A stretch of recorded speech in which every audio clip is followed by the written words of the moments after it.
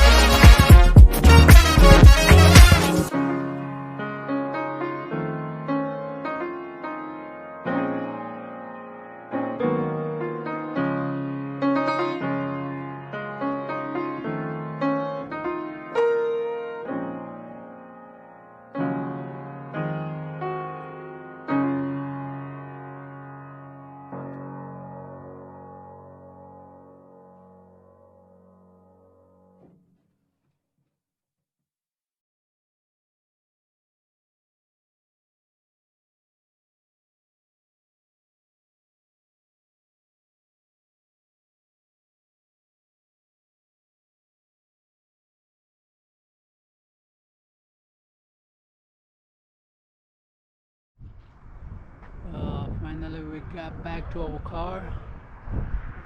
5 hours of mountain biking, and that was a good run. I'm here at Matsuri sushi place. Looks good. How was that?